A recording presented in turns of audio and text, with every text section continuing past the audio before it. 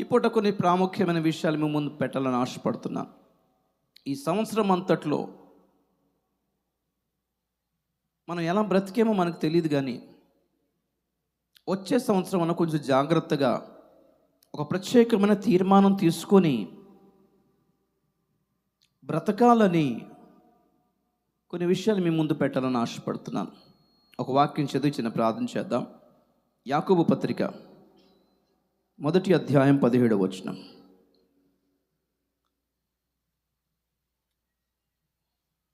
పదహారు 17 యాకోబు పత్రిక చదవండి. నా ప్రియ సహోదరులారా మోసపోకుడి, శ్రేష్టమైన ప్రతి ఈవియు సంపూర్ణమైన ప్రతి వరమును పరసంబంధమైనదై జ్యోతిర్మయుడగు తండ్రి యొద్ద నుండి వచ్చును. ఆయన యందు ఏ సంచలత్వమైనను గమనాగమనముల వలన కలుగు ఏ ఛాయ అయినను లేదు. ఆమేన్. దేవునికి స్తోత్రం. హల్లెలూయా. నా ప్రియ సహోదరులారా మోసపోకుడి, శ్రేష్టమైన ప్రతి ఈవియు సంపూర్ణమైన ప్రతి వరమును పరసంబంధమైనదై జ్యోతిర్మయుడగు తండ్రి యొద్ద నుండి వచ్చును. ఆయన యందు ఏ చంచలత్వమైనను గమనముల వలన కలుగు ఏ ఛాయ అయినను లేదు. దేవునికి స్తోత్రం చెప్పండి గట్టిగా, ఒకసారి గట్టిగా హల్లెలూయా. ఈ పూట వర్తమానం మీకు అర్థం కావాలంటే టైటిల్ నేను చెప్పాలి. దేవుని వరముల ఉద్దేశము. చెప్పండి ఏంటిది? Purpose of God's gifts. దేవుడు వరాలు ఎందుకు ఇచ్చాడు? ఈవి అంటే వరము. చెప్పండి, ఈవి అంటే ఏంటి? ఈవులు అంటే వరములు. దేవుని వరములంట చాలా శ్రేష్టమైనది. దేవుని వరములంట పరసంబంధమైనది. దేవునికి స్తోత్రం చెప్పండి ఒకసారి. అది ఎవరి వల్ల అనుగ్రహించబడింది అంటే జ్యోతిర్మయుడగు తండ్రి యొద్ద నుండి అనుగ్రహించబడింది. ఆయనకున్న లక్షణాలు ఏంటంటే ఆయనలో ఏ చంచలత్వమైనను గమనాగమనముల వలనైనా కలుగు ఛాయ అయినను లేదు. చాలా పర్ఫెక్ట్ గాడ్ దగ్గర నుండి, ఎల్లప్పుడూ వెలుగులోనే నివసించే దేవుని యొద్ద నుండి, ఏ డబల్ మీనింగ్ మాటలు లేని దేవుని యొద్ద నుండి, ఏ కుళ్ళు కుతంత్రాలు లేని దేవుని యొద్ద నుండి అనుగ్రహించబడింది. ఆయన ఈరోజు ఒక మాటని రేపు ఇంకొక మాట అనే రకం కాదు అని అర్థం. చంచలత్వము లేదు అంటే దాని అర్థం ఏంటి? చంచలత్వం అంటే అస్థిరత్వం. ఒక మాట మీద నిలబడని తనమే చంచలత్వం. ఈరోజు ఒకలాగా మాట్లాడి రేపు ఒకలాగా మాట్లాడే పరిస్థితి దేవుని దగ్గర అయితే లేదు. నిన్న ఒకలాగా ప్రవర్తించి ఈరోజు ఇంకోలాగా ప్రవర్తించే ప్రవర్తన దేవునిది కాదు. ఆయన ఒక మాట అన్న తర్వాత దానికి 14 మీనింగ్లు ఏమి ఉండవు. ఆయన ఒక మాట అన్న తర్వాత అది ఫలానా అర్థమేమో అని మనం అనుకునేలోగా ఆయన తర్వాత వచ్చి నీకు అలాగ అర్థమైంది, నేను అలాగ అనలేదు, నీకు అలాగలాగా అర్థమైంది అనడంట ఆయన. ఈ డ్రామాలు, ఈ డబుల్ గేములు, ఈ డబుల్ స్టాండర్డ్స్, డబుల్ డ్రామాలు ఆడాడు అని అర్థం. ఆయనలో చంచలత్వము లేదు. గమనాగమనముల వలనైన కలుగు ఛాయ. నేడొకటి మనిషి ఒకటి టైప్ కాదు. ఆయన ఏమై ఉన్నాడో నేడు కూడా అదే ఉంది. స్తోత్రం చెప్పండి గట్టిగా ఒకసారి గట్టిగా హల్లెలూయా. నేడొకలాగా రేపు ఒకలాగా ఉండేది కాదు. అలాంటి ఖచ్చితమైన దేవుని నుండి అనుగ్రహించబడిన వరాలన్నీ ఖచ్చితమైన ఉద్దేశమే కలిగి ఉన్నాయి. మరి దాన్ని సక్రమంగా దేవుడు ఏ ఉద్దేశంతో ఇచ్చాడో ఆ ఉద్దేశంతోనే వాడుతున్నామా అనేది మన మీద ఆధారపడి ఉంది. అర్థమవుతుందా? బిస్కెట్లు కొనుక్కోరా అని చెప్పి పిల్లోడికి డబ్బులు ఇస్తే వాడు వెళ్ళిపోయి గుట్కాలు కొనుక్కుంటే ఎలాగా? డబ్బులు నాన్నగారు ఏ ఉద్దేశంతో ఇచ్చాడో ఆ ఉద్దేశం దానికోసం ఖర్చు పెడితేనే కదా న్యాయంగా ఉంటుంది. దేవుడిచ్చే వరాలు చాలా అద్భుతమైనవి. వరాలంటే మళ్ళీ ఇది ఆత్మవరాల గురించి చెప్తాను అనుకున్నారేమో. జ్ఞానవాక్య వరం, బుద్ధివాక్య వరం, స్వస్థత వరం, ప్రవచన వరం, అది కాదు. అవి పరిశుద్ధాత్మ అనుగ్రహించే వరాలు. చెప్పండి ఏం వరాలు? నేను చెప్పేది దేవుడు అనుగ్రహించే వరం గురించి. పరిశుద్ధాత్మ ఇచ్చే వరాలు వేరు, దేవుడు డైరెక్ట్గా ఇచ్చిన ఈవులు వరాలు వేరు. హల్లెలూయా. వాటన్నిటినీ కృపను బట్టియే ఇచ్చాడంట. వరం ఇంగ్లీష్లో గిఫ్ట్. మీరు డిమాండ్ చేస్తారని మీరు అడిగినందుకు దేవుడు లేదు, ఆయనకి ఇవ్వాలనిపించి ఇచ్చినవి ఇవన్నీ. ఎఫెసీ పత్రిక 4వ అధ్యాయం 7వ వచనం చూడండి. అయితే మనలో ప్రతివానికిని క్రీస్తు అనుగ్రహించు వరము యొక్క పరిమాణము చొప్పున కృప ఇయ్యబడెను. అందుచేత ఆయన ఆరోహణమైనప్పుడు చెరను చెరగా పట్టుకొని పోయి మనుషులకు ఈవులను అనుగ్రహించనని చెప్పబడి ఉన్నది. అది ఈవులను అనుగ్రహించను. స్తోత్రం చెప్పండి ఒకసారి గట్టిగా, హల్లెలూయా. కృపను పరిమాణము చొప్పున అనుగ్రహించాడు. ఆయన ఆరోహణమవుతూ జనులకు ఈవులను అనుగ్రహించాడు.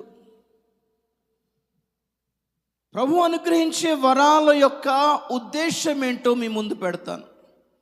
ఆ వరాలు ఏంటో మీ ముందు పెడతాను. వాటిని మనం కరెక్ట్గా, న్యాయంగా, సక్రమంగానే వాడుతున్నామా అనేది చూద్దాం ఒకసారి.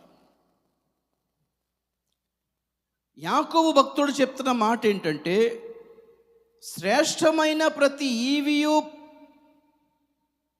ప్రతి వరము పరసంబంధమైనది. దేవుడిచ్చిన వరాలు దేనికి సంబంధించిందంట? పరసంబంధమైనదే. నా చూడండి ఒకసారి. దేవుడు ఏ వరం ఇచ్చినా దాని లక్ష్యం ఏంటి అంటే మీరు పరలోకం రావాలి. ఈ వరం యూజ్ చేసుకొని మీరు పరలోకం రావాలి, మీరు బాగుపడాలనేదే లక్ష్యం. మీరు లోకమును అమితముగా ఎంజాయ్ చేయాలనేది కాదు లక్ష్యం ఇక్కడ. ప్రతి ఈవి, ప్రతి వరము శ్రేష్టమైనది అంటే ఏంటి? ఆ వరాలు మనం సంపాదించి మన లైఫ్స్, మన జీవితాలు ఆత్మీయతలో కొంచెం హై క్వాలిటీలో ఉండాలి, శ్రేష్టమైన ఉన్నతమైన దశలో ఉండాలనేది ఆయన ఉద్దేశం. స్తోత్రం చెప్పండి ఒకసారి.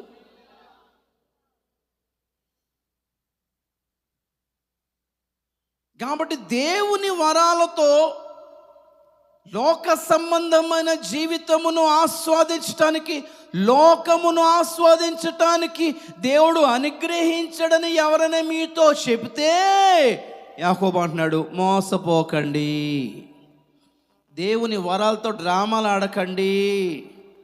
ఆయన ఇచ్చాడు కదా అని ఎక్స్ట్రాలు చేయకండి. దేవుని ఈవులు, ప్రతి వరమును శ్రేష్టమైనది, పరసంబంధమైనది. అది కూడా ఎవరు అనుగ్రహించాడు? ఏ డబుల్ మీనింగ్ లేని దేవుడు ఇచ్చాడు. స్తోత్రం చెప్పండి కూడా ఒకసారి. హల్లెలూయా.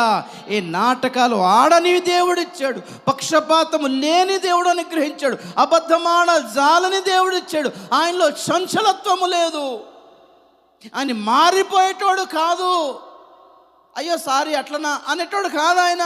మీకు అలాగర్థమైందా అనేవాడు కాదు ఆయన. వరాల గురించి చాలా చక్కగా స్టడీ చేద్దాం. దేవునికి స్తోత్రం. చూద్దాం దేవుని వరం ఏంటో. ఎఫెసీ పత్రిక 2వ అధ్యాయం 8వ వచనం చదువుదాం. మీరు విశ్వాసము ద్వారా కృపచేతనే రక్షింపబడి ఉన్నారు. ఇది మీ వలన కలిగినది కాదు, దేవుని వరమే. ఇది దేవుని వరమే. చాలా నాయకు చూడండి. స్తోత్రం చెప్పండి ఒకసారి. ఏంటి దేవుని వరం? 3 దేవుని వరాలే. మీరు విశ్వాసము ద్వారా కృపచేతనే రక్షింపబడితిరి. ఇది మీ వల్లనైనది కాదు, ఇది దేవుని వరమే. స్తోత్రం చెప్పండి ఒకసారి. ఏది దేవుని వరం? విశ్వాసము కూడా దేవుని వరం. కృప కూడా దేవుని వరం, అండ్ ఫైనలీ రక్షణ కూడా దేవుని వరమే. మనమేమనుకుంటున్నాం తెలుసా? ఎవరికైనా సువార్త చేసినప్పుడు వారి నమ్మితే, వాళ్ళు దేవుని యందు విశ్వాసం ఉంచితే చాలా గొప్ప విషయం, బ్రదర్ నమ్మిరండి, బ్రదర్ నమ్మరండి. ఆ నమ్మకం కలిగ చేసిందే దేవుడు. ప్రియులారా, ఎవరు ప్రభువుని నమ్ముకోవాలి అనే దాంట్లో సువార్త చేయడం అనేది మన బాధ్యత, విని నమ్మడం అనేది వాని బాధ్యత. కానీ ఎవరికి ఆ విశ్వాస వరమునివ్వాలో ఆ బాధ్యత దేవుడిదే. ఒకసారి శాస్త్రంలో పరిశీలన అనుకుంటా, దేవుడు అంటున్నాడు, దేవుని కార్యాలు చేయండి అయ్యా అని అంటుంటే వాళ్ళు అంటారు, దేవుని క్రియలు చేయుటకు మేమేమి చేయవలెను. యోహాను సువార్త 6వ అధ్యాయము 28. వారు మేము దేవుని క్రియలు జరిగించుటకు ఏమి చేయవలెనని ఆయనను అడుగగా, యేసు ఆయన పంపిన వాని యందు మీరు విశ్వాసం ఉంచుటయే దేవుని క్రియ అని వారితో చెప్పాను. స్తోత్రం చెప్పినట్టు ఒకసారి, ఎవరి క్రియ? విశ్వసించుట. మేము దేవుని క్రియలు చేయుటకు మేమేమి చేయవలెను? దేవునిలా గొప్ప కార్యాలు చేయాలి, అద్భుతాలు చేయాలి, మేము ఇది చెయ్యాలి, మేము అదేం అక్కర్లేదు. మీరు విశ్వసించగలిగితే అది మీ యందు దేవుడు చేసిన క్రియ, అదే దేవుని క్రియ. విశ్వాసం ఉంచుట అనేది ఎవరి క్రియ అంట? మన క్రియ అనుకుంటున్నాం ఇప్పటివరకు. నేను నమ్మిను కాబట్టి. నీ నమ్మకం కాదు, ఆ నమ్మకాన్ని కలిగజేసింది దేవుడే. దెయ్యముల చేత మూగ చెవిటి దెయ్యములు పట్టిన ఆ కుర్రాన్ని, ఆ అబ్బాయి ఒక తండ్రి ఎప్పుడైతే యేసు దగ్గరకు వచ్చాడో, ఆ తండ్రి అంటాడు, అందరి దగ్గరికి వెళ్ళిన వాళ్ళ వలన కాలేదు, శిష్యుల దగ్గరికి వెళ్ళిన వాళ్ళ వలన కాలేదు, నీ వలన ఏదైనా అయితే చేసి పెట్టు అన్నాడు. ఆ ప్రార్థన చూడండి ఏంటంటే, ఆ చర్చికి పోతుంది, మీటింగ్కి పోతుంది, అక్కడ కాలేదు, ఇక్కడ ఏదైనా జరిగితే చూద్దాం, ఇక్కడ జరిగితే ₹1,00,000 మీకే. సందా పట్టుకుని తిరుగుతారు కొంతమంది. మేము ఎక్కడ జరిగితే అక్కడ ఇస్తామండి. అలా ప్రభు దగ్గరకు వచ్చి ఆయన అంటాడు, నీ వల్లన ఏదైనా అయితే చేస్తావా నా కొడుక్కి సహాయం అంటే, ప్రభు అంటాడు, నమ్ముట నీ వల్లనైతే అంటే, అప్పుడు ఏడ్చేసి తండ్రి ఏమంటాడంటే, నేను నమ్ముచున్నాను కానీ ఏంటి, నాకు అపనమ్మిక కలగకుండా చేయి ప్రభువా అంటాడు. ఎంత న్యాయమైన ప్రార్థన తెలుసా అది? నేను నమ్ముచున్నాను కానీ, చదవండి ఆ మాట కూడా, వింతగా చూస్తున్నారు నా వైపు. మార్కు 9వ అధ్యాయం 9:24 మార్కు. వెంటనే ఆ చిన్నవాని తండ్రి నమ్ముచున్నాను, నాకు అపనమ్మకం ఉండకుండా సహాయము చేయమని, నాకు అపనమ్మకం ఉండకుండా సహాయము చేయమని చెప్పాను, బిగ్గరగా చెప్పాను. ఫుట్నోట్లు ఏంటి? కన్నీళ్లు విడిచి వేడుకున్నాడు. ఇది మనం చేయాల్సిన ప్రార్థన ఏంటి తెలుసా? శ్రేష్టమైన ఉన్నతమైన గొప్ప విశ్వాసం గలవారై ఉండాలనుకుంటున్నారా? అది దేవుణ్ణి అడగాలి. అది ఎందుకంటే అది దేవుని వరం. స్తోత్రం చెప్పిన కూడా ఒకసారి గట్టిగా హల్లెలూయా. విశ్వాసము కూడా దేవుని వరమే. విశ్వాసము దేవుని వరము, దేవుని క్రియ, దేవుడు చేసే కార్యం అంట. మనలో దేవుడు చేసే మొట్టమొదటి కార్యం ఏదైనా ఉంది అంటే సువార్తను నమ్మేలా చేయడం, మనం పాపులమని మనం నమ్మేలా చేయడం, మనం పశ్చాత్తాప పడడానికి యేసు రక్తాన్ని నమ్మేలా చేయడం. వావ్, ఆల్రౌండర్ కదా ఆయన. చూడాలి ఒకసారి నా వైపు. దేవునికి స్తోత్రం. ఇంతవరకు ఏమనుకుంటాం అంటే, మనం నమ్మితే రక్షణ పొందాం. దేవుడు ఇవ్వాలని నమ్మకం. Praise the Lord. చూడ, ఆ తండ్రి ఏమంటాడు, నమ్ముతున్నాను అని నేను అనుకుంటున్నాను కానీ నా లోపల ఏ మూలకి ఏమైనా ఒకవేళ అపనమ్మకం ఉందేమో నాకే డౌట్ అవుతుంది ప్రభా. ప్లీజ్ ప్రభా, అది నువ్వే క్లియర్ చేయి ప్రభా. తండ్రి నువ్వే క్లియర్ చేయి నాయన. తండ్రి నువ్వే క్లియర్ చేయి ప్రభా. నాలో అపనమ్మకం ఉండొద్దు నాయన. నాలో అల్ప విశ్వాసం ఉండొద్దు ప్రభా. నాలో అవిశ్వాసం ఉండొద్దు ప్రభా. నాలో విశ్వాసమును పెంపొందించు ప్రభా.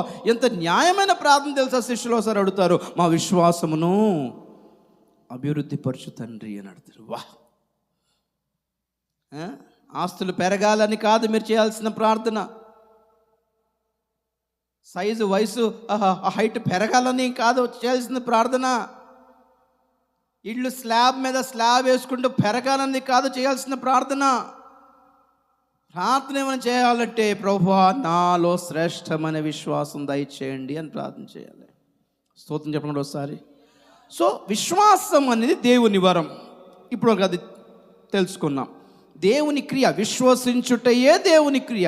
మీరు విశ్వాసం ఉంచగలుగుతున్నారంటే మీ గొప్పతనం కాదు, అది దేవుడు మీలో అనుగ్రహించిన విశ్వాసం. అది హల్లెలూయా, హల్లెలూయా. నేను ఎప్పటికీ ఒక మర్మం చెప్తుంటాను. నేను అపోస్తల కార్యములు 13వ అధ్యాయము 48వ వచనములో దేవుని ఏర్పాటును గూర్చిన మర్మములో, దేవుని ఏర్పాటును గురించిన సంకల్పములో చాలా ప్రధానమైన ప్రాముఖ్యమైన మర్మము, రహస్యము, సీక్రెట్ ఆ వచనములో ఉంది.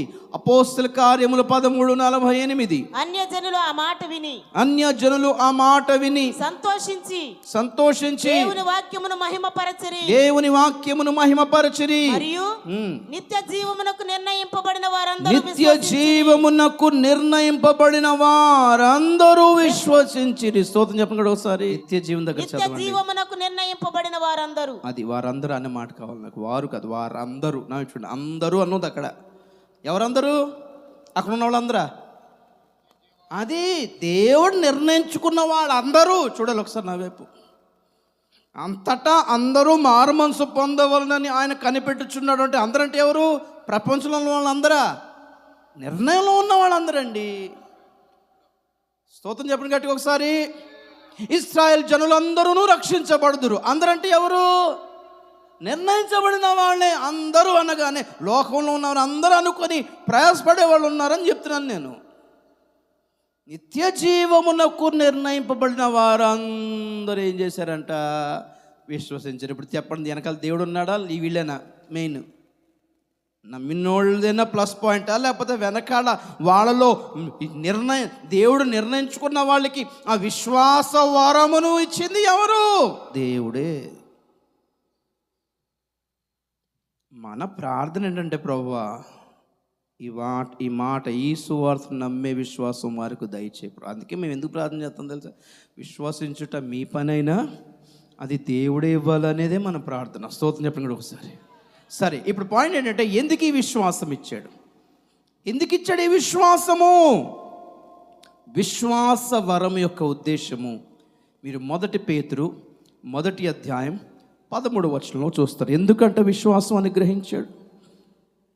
విశ్వాసం ఎందుకు అనుగ్రహించబడింది? 1 పేతురు 1వ అధ్యాయము 8-9, క్షమించాలి, 8-9 వచనాలు. మీరు ఆయనను చూడకపోయినను, గమనించాలి, మీరు ఆయనను చూడకపోయినను ఆయనను ప్రేమించుచున్నారు, ఆయనను ప్రేమించుచున్నారు. ఇప్పుడు ఆయనను కన్నులారా చూడకయే విశ్వసించుచు, ఇప్పుడు ఆయనను కనులారా చూడకయే విశ్వసించుచు మీ విశ్వాసమునకు ఫలమును, మీ విశ్వాసమునకు ఫలమును అనగా ఆత్మరక్షణను పొందుచు, దేహ స్వస్థతను పొందుచు, చెప్పన సత్యమును. అంతేనా కరెక్టేనా? ఆత్మరక్షణను పొందుచు లేదు, ఆర్థికంగా బలపడుచు, అంతేనా? ఉద్యోగాలు పొందుచు, స్థలాలు, భూములు, పొలాలు పొందుచు, మీ విశ్వాసమునకు ఫలమును అనగా స్వస్థతలు, ఆస్తులు పొందుచు కాదు, రక్షణ పొందుచు. రక్షణ పొందుచు. అమ్మ చదవండి. చెప్పన సత్యమును మహిమాయుక్తమునైన సంతోషము గలవారై ఆనందించుచున్నారు. స్తోత్రం చెప్పండి గట్టిగా ఒకసారి. వావ్, నా విషయం ఒకసారి. పైన నేను రాత్రి 7వ వచనం చదివాం కదా. అమూల్యమైన మీ విశ్వాసం, పుటము వేయబడిన మీ విశ్వాసము పరీక్షకు నిలిచినదైతే ప్రభు ప్రత్యక్షమైనప్పుడు మహిమయు ఘనతయు మెప్పును కలుగుతుంది అని అక్కడ ఆపి 8వ వచనంలో ఏమంటాడంటే, ఆ విశ్వాసం అసలు ఎందుకు ఇచ్చాడు, ఆ విశ్వాస ఫలం ఏంటో చెప్పాడు అక్కడ. Praise the Lord. కాబట్టి నిజంగా నీకు దేవునందు విశ్వాసం ఉంటే స్వస్థత కాదు కలగాల్సింది, రక్షణ కలుగుతుంది బ్రదర్. వ్యాలిడ్ విశ్వాసం అది. నిన్ను పరలోకానికి చేర్చే విశ్వాసం అది. నీ విశ్వాసం వలన నీకు స్వస్థత రావచ్చేమో, నీకు ఆస్తులు కలిగి ఉండొచ్చేమో, మంచి వివాహం అయి ఉండొచ్చేమో, నీకు మంచి కార్లు ఉండొచ్చేమో, కానీ ఆ విశ్వాసం వలన నీకు రక్షణ కలగకపోతే ఆ విశ్వాసం ఫెయిల్ అయిపోయినట్టే. లూకాసు వార్త 7వ అధ్యాయము 50వ వచనం చదువుదాం. లూకాసు వార్త 7:50. అందుకాయన నీ విశ్వాసము నిన్ను రక్షించెను. నీ విశ్వాసం ఏం చేసింది? నిన్ను రక్షించెను. రక్షించెను. సమాధానము గల దానవై వెళ్ళుమని ఆ స్త్రీతో చెప్పారు. స్తోత్రం చెప్పండి. ఒకసారి చూడాలి, ఒకసారి చూడాలి. నువ్వు విశ్వాసంతో దేవుని దగ్గరకు వచ్చినప్పుడు ఏం సంపాదించాలి? లక్ష్యాన్ని బట్టి, లెక్కను బట్టి ఏం సంపాదించాలి? యాక్చువల్లీ ఓకే, విశ్వాసం ద్వారా స్వస్థత రావచ్చు. నీ విశ్వాసము నేను స్వస్థపరిచినన్న వాక్యాలు కూడా ఉన్నాయిలే, తప్పు కాదు. కానీ నిజంగా విశ్వాసం ఎందుకు ఇచ్చాడంట? రక్షణ పొందాలి. మెయిన్ అది. నీ విశ్వాసం నీకు రక్షణ కలుగ చేస్తుందంటే దేవుని వరాన్ని కరెక్ట్గా వాడినట్టు. స్తోత్రం చెప్పండి గట్టి ఒకసారి గట్టిగా. హల్లెలూయా. ఎంతసేపు విశ్వాసంతో చర్చి కట్టామండి, విశ్వాసంతో ఇల్లు కట్టామండి, విశ్వాసంతో ల్యాండ్ అండి, విశ్వాసంతో కార్ అండి. ఒక్క పైసా కూడా ఈఎంఐ కట్టలేదు. స్తోత్రం, సంతోషం, ఉద్ధరించింది ఏముంది లేదు దాంట్లో. కానీ ఎంతసేపు 13 లక్షల కారు అండి, అక్కడ 0 డౌన్ పేమెంట్ అంటే అసలు ఏం లేదు, అలా కెళ్ళగానే వచ్చింది. దేవుడు గొప్ప కారు అండి. ఇది దీనికోసమే ఉన్నాడా దేవుడు? 13 లక్షల కారుకి ఎంత సాక్ష్యాలు చెప్తే, గుళ్ళు గోపురాలు దర్శించుకున్న 2 కోట్ల కార్లు కొనుక్కుంటారు. దాని గురించి వాళ్ళేం చెప్పుకోవాలి? గుళ్ళకి వెళ్ళి ఆ దుర్గం గుడికి వెళ్ళి మొక్కుకున్న వాడికి 2 కోట్ల మర్సిడీస్ కారు దొరుకుతుంది, 50 లక్షల BMW కారు దొరుకుతుంది. మరి వాళ్ళు ఏమి సాక్ష్యం చెప్పుకోవాలి? వాళ్ళ దేవతలు నమ్ముకుని వాళ్ళకేం దొరకట్లేదా? దొరుకుతుంది కదా. వాళ్ళకి భూ సంబంధమైనవన్నీ దొరికే అవకాశాలు ఉన్నాయి. మన దేవుని గురించి మనం సాక్ష్యం చెప్పినప్పుడు అది ఏమై ఉండాలి? ఎవరు ఇవ్వలేనిదై ఉండాలి. అదే రక్షణ ప్రియులారా. ఆ పాపక్షమాపణ యేసులో తప్ప ఎక్కడ దొరకదు. సమాధానం ఎప్పుడు? సమాధానం దేవుని దగ్గరికి వచ్చి ప్రార్థన చేస్తే నీకు సమాధానం. Yes, God going to give you peace. ఒట్టగానే పీస్ వచ్చేదా? నీ విశ్వాసం నేను రక్షించిన గనుక అది గో ఇన్ పీస్. ఎప్పుడు సమాధానం? నువ్వు రక్షణ పొందు నా ప్రియ దేవుని బిడ్డ. గొప్ప నెమ్మది వస్తుంది. ఈ లోకం నేను చేర్చుకోకపోయినా దేవుడు ఉన్నాడన్న ధైర్యం, అదే నెమ్మదండి. అదే సమాధానం అంటే. సమాధానం ఎలా పొందాలి? సమాధానం ప్రార్థన, కానుకెత్తే సమాధానం దేవుడు ఇస్తాడు. దశభాగం ఇస్తే సమాధానం, నువ్వు ప్రార్థన చేస్తే సమాధానం, నువ్వు రక్షణ పొందు, అదే సమాధానం. విచిత్రం అక్కడ. నేను ఎప్పుడు అంటాను, పాపిని స్త్రీ, పాపాత్మురాలైన స్త్రీ ఏమని ప్రార్థన చేసింది అక్కడ? గట్టిగా చెప్పాలి, ఏమని ప్రార్థన చేసింది? ఏం చేయలేదండి, ఏడ్చింది అంతే. స్తోత్రం చెప్పకుండా సరే. వా, కొన్ని ప్రార్థనలకి పదాలు అక్కర్లేదు బ్రదర్ సిస్టర్. కొన్ని ప్రార్థనలకి ఇంత దీర్ఘంగా వ్యాకరణం అక్కర్లేదండి. తెలుగు సాహిత్యం అంతా అక్కర్లేదు అక్కడ. పశ్చాత్తాపముతో ఏడవడమే వీళ్ళతో సాయంత్రం చెప్తాను నేను. అంగీకరించబడుట చెప్పండి ఏంటిది? సాయంత్రం చెప్తాను. How to be accepted. ఏం అడిగింది? ఎందుకు ఏడ్చింది? అసలు ఎందుకు వచ్చింది? డబ్బులు అయిపోయినాయి ప్రభా, బిజినెస్ నడతలేదని ఏడ్చిందా? ఎవరో తెలుసు. ఆ కన్నీళ్లలోనే ఉంది ఆమె ఎందుకు ఏడుస్తుందో. ఒక్కొక్క చుక్క ఆయన పాదాలు టచ్ అవుతుంటే ఆయన ఫీలింగ్ ఆయనకు అర్థమైపోయింది ఎందుకు ఏడుస్తుందో. ఓకే బిడ్డ, ఇల్లు రక్షించబడ్డవు. నీ విశ్వాస ఫలము అనగా ఆత్మరక్షణ పొందుచు. స్తోత్రం చెప్పండి కదా ఒకసారి.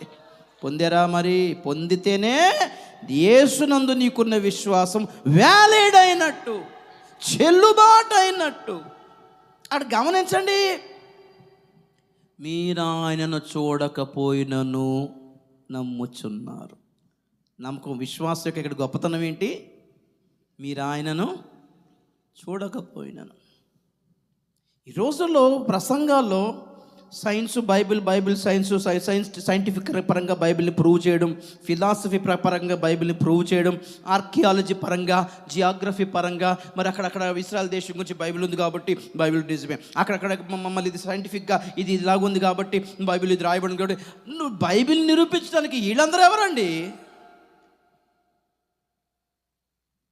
నిరూపించాల్సిన అవసరం లేకుండా నువ్వు నమ్మగలిగితే శ్రేష్టమైన విశ్వాసం బ్రదర్ సిస్టర్. అది వినుట వలననే విశ్వాసం. రుజువులు చూపిస్తే ఎవరు కావాలండి?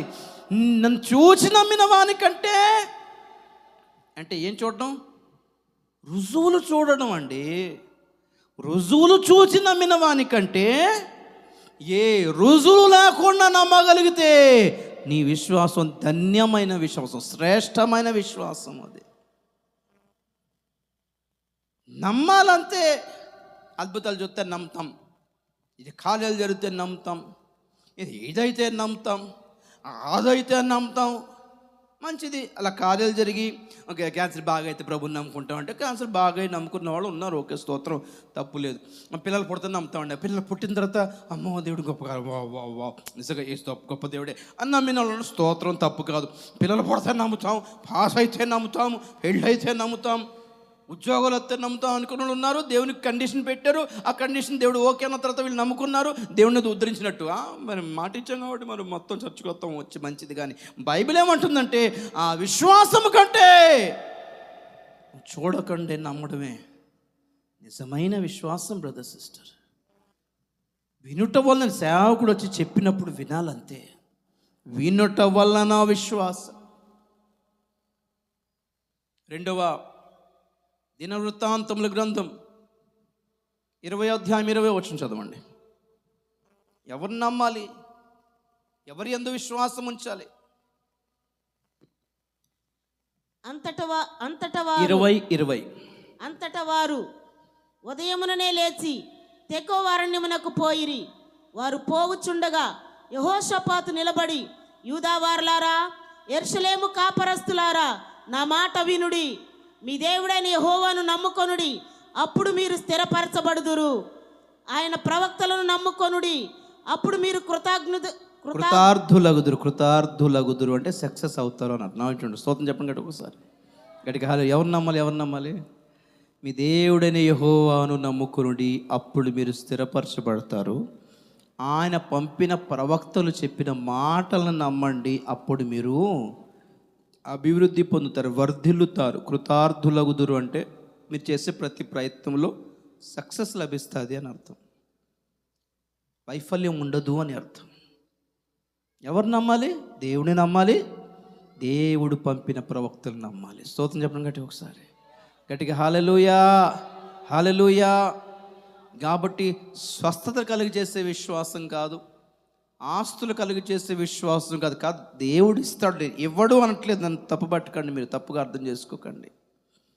కానీ నిజంగా మనకి విశ్వాసం దేనికోసం ఇచ్చాడో చెప్తున్నాను. దేవుని దయ వల్ల మీకు మంచి కార్లు దేవుడు ఇచ్చిన గాక, మంచి స్థలాలు దేవుడు ఇచ్చిన గాక, ఉండడానికి మంచి ఇళ్ళు దేవుడు ఇచ్చిన గాక, మంచి ఆర్థిక స్థితి దేవుడు ఇచ్చిన గాక. కానీ విశ్వాసం యొక్క లక్ష్యం ఏంటి? మీకు రక్షణ కలుగ చేయునుగాక. గట్టిగా హల్లెలూయా. చూడాలి ఒకసారి నా వైపు. చాలామందికి యేసయ్య అంటే ఇష్టమే, యేసయ్య అంటే నమ్మకం కూడా ఉంది. కానీ ఆ నమ్మకం వాళ్ళకి రక్షణ కలుగ చేయదు. ఎందుకు అంటే యేసు కూడా ఒక దేవుడు అని నమ్మడం విశ్వాసం కాదు. యేసు తప్ప వేరే దేవుడు లేడు అని నమ్మాలి. ఆ విశ్వాసమే రక్షణ కలుగ చేస్తుంది.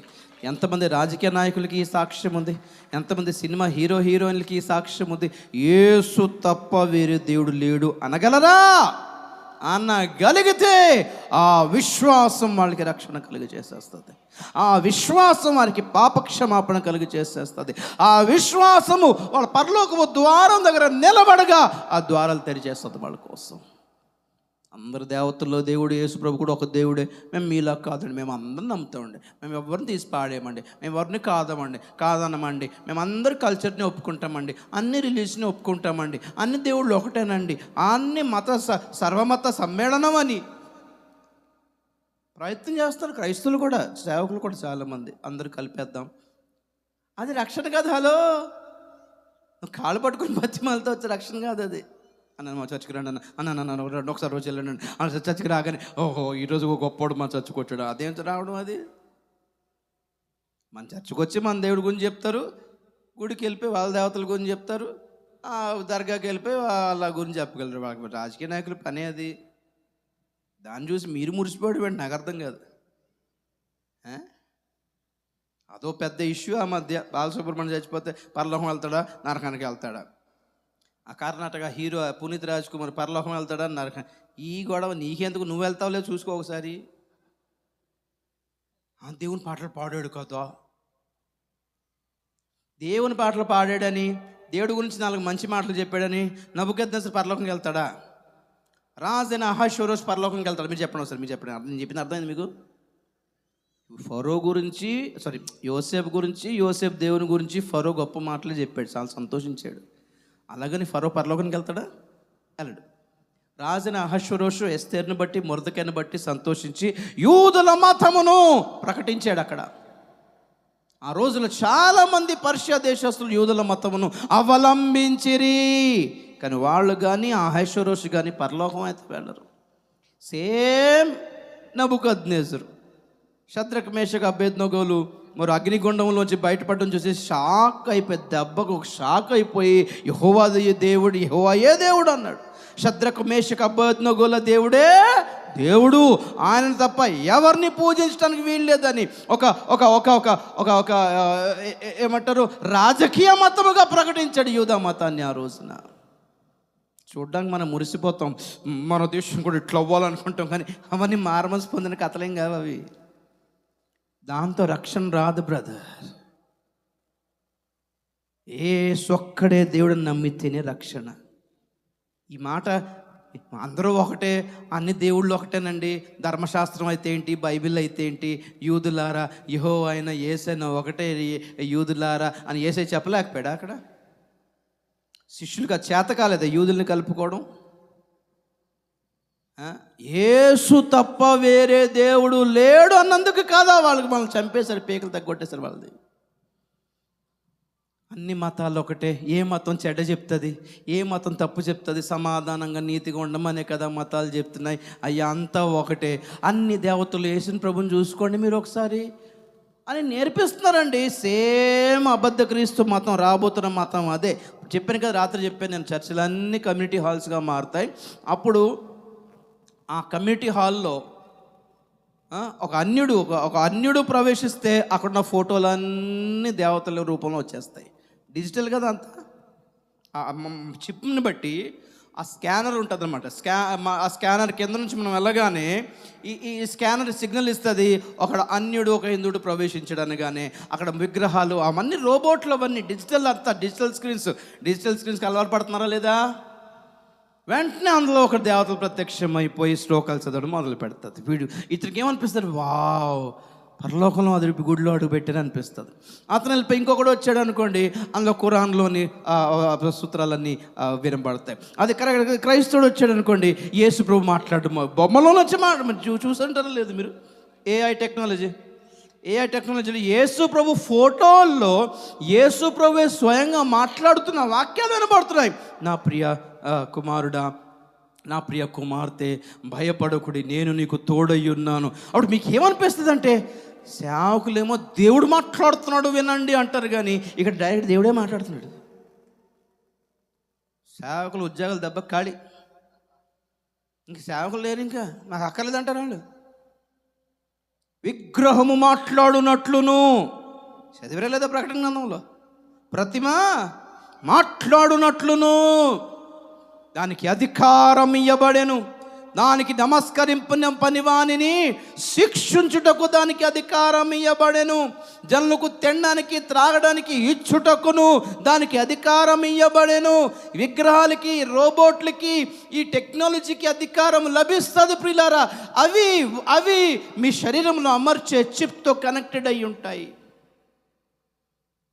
అప్పుడు అక్కడ విగ్రహం అంటే ఏంటి? రోబోట్. ఒక క్రైస్తవుడు అడుగు పెట్టగానే ఆ ఫేస్ యేసు ప్రభులాగా మారిపోద్ది. బిడ్డ వచ్చావా, బిడ్డ బాగున్నావా, కూర్చో, నేను వాక్యం చెప్తాను. నా కుమార్తె, నా కుమారుడా, భయపడకుము, నేను నీకు తోడే ఉండను. దిగులు పడకము, నీకు సహాయం చేయువాడును నేనే. దేవుడే మాట్లాడాడన్న ఫీలింగ్ అక్కడ వస్తుంది. ఇతను వెళ్ళిపోయి ఇంకొకటి రాగానే అతను ఏ దేవతను నమ్ముకుంటాడో ఆ ఫేస్ అక్కడ వచ్చేస్తుంది అనమాట. ఆ శ్లోకాలు ధన్మని వచ్చేస్తాయి. టెక్నాలజీ అండి. హలో,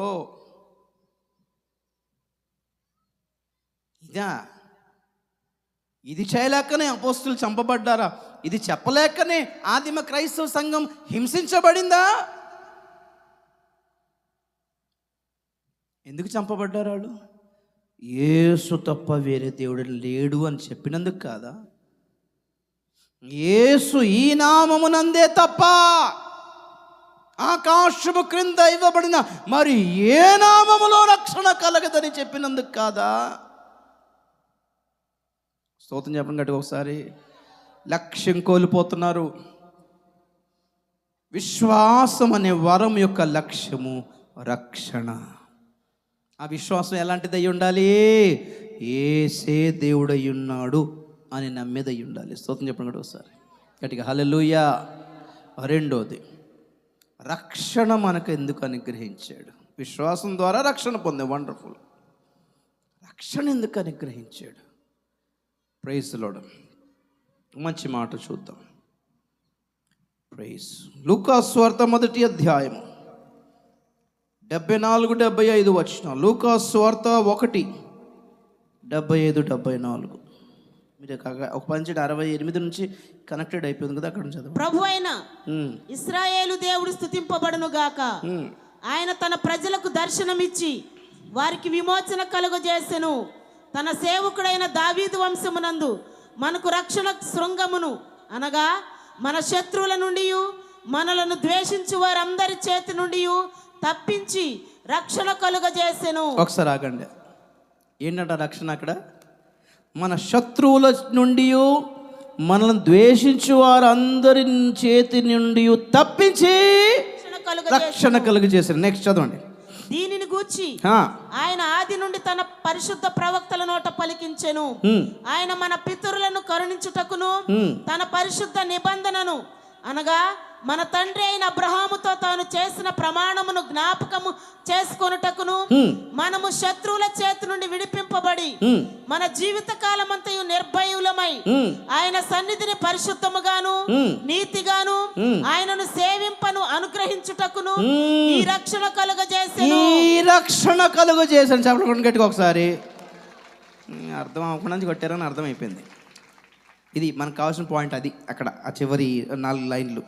మన శత్రువుల చేతి నుండి విడిపింపబడి మన జీవిత కాలమంతయు నిర్భయులమై. నంబర్ 2.